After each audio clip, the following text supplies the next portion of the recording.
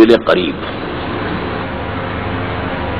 مستقبل بعید جو زیادہ بعید نہیں ہے میرے نزدیک، وہ بہت زیادہ دور نہیں ہے۔ وہ کیا ہے؟ قرآن مجید کے صغرا کبرا سے بھی ثابت ہوتا ہے، پوری وضاحت کے ساتھ قرآن میں یہ نہیں ہے، لیکن صغرا کبرا قرآن میں موجود ہے، جس کا لازمی نتیجہ ہے جو میں ابھی آپ کے سامنے رکھوں گا، اور احادیث نبویہ سے بڑی وضاحت کے ساتھ ثابت ہے کہ قیامت سے قبل پوری دنیا میں، پورے گلوب پر دین حق اسی طرح غالب آئے گا جیسے کہ حضور کی جد و جہد کے نتیجے میں جزیرہ نما عرب میں غالب آیا تھا۔ قرآن میں صغرا کبرا کیا ہے؟ 3 دفعہ کہا کہ ہم نے بھیجا ہے محمد کو صلی اللہ علیہ وسلم دین کو غالب کرنے کے لیے، وہ آیت نے بار بار کوٹ کی ہے۔ 5 دفعہ کہا ہے کہ ہم نے بھیجا ہے محمد کو پورے عالم انسانیت کے لیے۔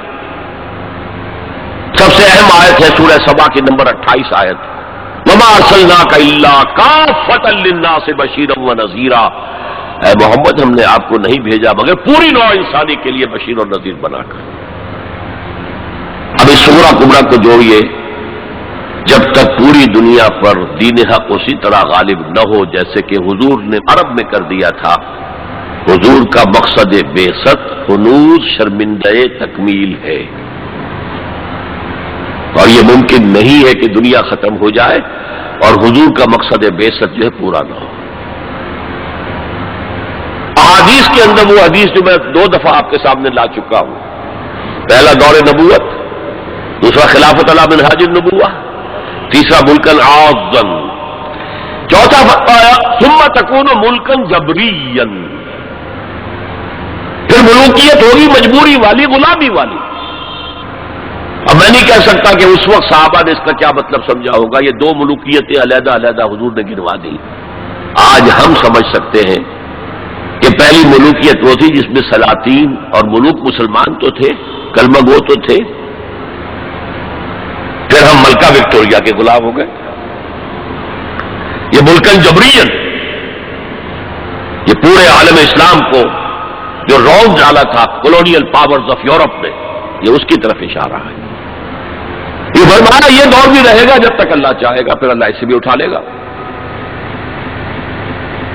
And the good news is ثم تکون خلافت علی منہاج النبوہ، پھر دوبارہ دنیا میں خلافت علی منہاج النبوہ کا نظام قائم ہوگا۔ یہ ہے وہ دور جو آنے والا ہے، مستقبل میں آئے گا، لازماً آئے گا۔ 2 پتنگیں ہیں اڑ رہی ہیں، ان کا پیچ پڑنے والا ہے بہت زبردست۔ ایک ہے نیو ورلڈ آرڈر جو حقیقت میں جیو ورلڈ آرڈر ہے، ایک ہے جسٹ ورلڈ آرڈر آف اسلام، مقابلہ انہی میں ہونا ہے، اور نتیجے میں بالآخر اسلامی خلافت گلوبل کی طرف تو دنیا جا ہی رہی ہے، گلوبلائزیشن، یہ ملکوں کے درمیان لکیریں تو تقریباً بے ایمانی ہو جائیں گی، ملٹی نیشنلز کی حکومت ہوگی اصل میں، تو باقی حکومتیں جو ہے تو انتظامی قسم کے وہ ایک ریجنز ہوں گے، جیسے کہ پہلی جنگ عظیم سے پہلے پوری امت مسلمہ ایک وحدت تھی۔ ہاں حکومت یہاں مغلوں کی ہے، وہاں صفویوں کی ہے، لیکن کہیں کسی پاسپورٹ کی ضرورت نہیں، کہیں کسی ویزا کی ضرورت نہیں، کوئی مغرب سے چل کر آتا ہے ابن بطوطہ اور پہنچ جاتا ہے ہندوستان تک، اور یہاں آ کر وزیر بن جاتا ہے۔ وہ is not the son of the soil. امت کی وحدت برقرار تھی، یہ امت کی وحدت ختم ہوئی ہے فرسٹ ورلڈ وار کے بعد۔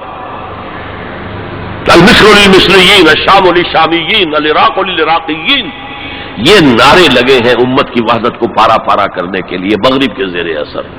یہ سب سے بڑی سازش تھی امت کی وحدت کو ختم کرنے کے لیے۔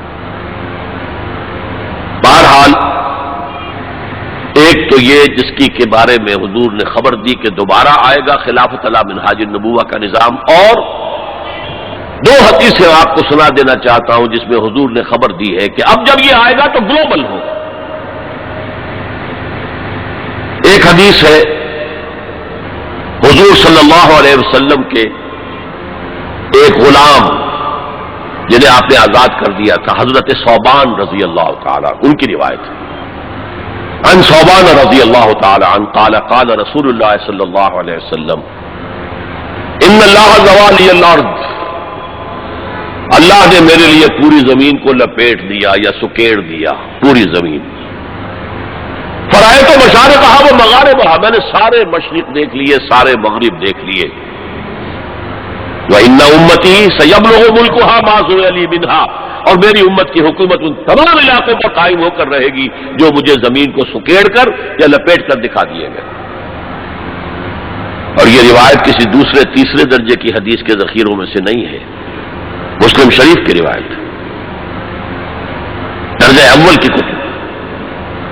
اور دوسری حدیث وہ مسند احمد ابن حنبل کی ہے، مقداد الاسود عن المقداد الاسود رضی اللہ عنہ قال قال رسول اللہ صلی اللہ علیہ وسلم لا يبقى على ظهر الارض بيت وبر ولا مدر الا ادخله الله كلمة الاسلام، اس روئے زمین پر نہ کوئی گھر رہے گا اینٹ گارے کا بنا ہوا، نہ کوئی خیمہ ہوگا جو کھانوں کا بنا ہوا، جس میں اللہ اسلام کے کلمے کو داخل نہ کرتا۔ بعز عزیز اور ذل ذلیل، یہ داخلہ دو میں سے ایک طریقے پر ہوگا، یا عزت والے کے اعزاز کے ساتھ، یعنی وہ خود اسلام قبول کر لے گا تو اس کے گھر میں یا اس کے خیمے میں اسلام داخل ہوگا، اس کی بھی عزت ہوگی۔ وَلِلَّهِ الْعِزَّةُ وَلِرَسُولِهِ وَلِلْمُؤْمِنِينَ، عزت کا حقدار تو اللہ ہے، اس کے رسول ہے اور اہل ایمان ہے۔ اور ذل ذلیل یا کسی کمزور کی پستی کی وجہ سے، اگر اسلام قبول نہیں کریں گے تو یؤتوا الجزیۃ عن ید وہم صاغرون، چھوٹے ہو کر رہنا پڑے گا، جزیہ دینا ہوگا۔ گویا کہ اسلام تو اس کے خیمے اور گھر میں بھی داخل ہو گیا، وہ خود محروم رہا۔ جب حضور نے یہ فرمایا تو حضرت مقداد پھر کہتے ہیں کہ میں نے کہا وَيَكُونَ الدِّينُ كُلُّهُ لِلَّهِ، تب ہوگی وہ بات جو سورہ انفال میں آئی ہے کہ دین کل کا کل اللہ کے لیے ہو جائے گا۔ تو یہ تو ہے مستقبل بعید جس کا سارا دار و مدار میرے بیان میں حالات کے حوالے سے نہیں ہے، حالات میں ہمیں اس کے کوئی آثار نظر نہیں آ رہے، حالات بہت مایوس کن ہیں، لیکن حضور کی دی ہوئی خبریں ہیں، وہ صادق المصدوق، منطقی طور پر بھی میں ان کا قائل ہوں اور حضور کی احادیث کی روح سے بھی قائل ہوں۔ اس سے پہلے جو مستقبل قریب ہے، اس میں ابھی مسلمانوں پر بہت سخت دن آئیں گے، عذاب کا کوڑا اور شدید سے شدید تر ہو۔ اس کو یوں سمجھیے کہ وہ جو حدیث جس سے میں نے بات شروع کی تھی، حزب النعل بالنعل، تو باقی سارے عذاب تو قومن کافی ثابت ہو گئے، ادھر ایشورینس، ادھر کروسیڈرز، ادھر نیبوکڈنیزر، ادھر تاتاریز، ادھر گریکس اینڈ رومنس، ادھر بقیہ ویسٹرن اینڈ سینٹرل یورپ۔ یہ تو صاف صاف نظر آ گیا جو پچھلی صدی میں ہوا یہودیوں کے ساتھ، 6 millions of them decimated، ختم کیے گئے ہٹلر کے ہاتھوں۔ اس کی کاربن کاپی بھی تو آنے والی ہے، اور یہ آئے گی اربوں پر۔ آج اللہ کے دین کے سب سے بڑے مجرم عرب، کیوں؟ عام قاعدہ ہے جن کے رتبے ہیں سوا، ان کی سوا مشکل ہے۔ حضور کے ازواج سے کہا گیا کہ نہیں، اگر تم کوئی غلط حرکت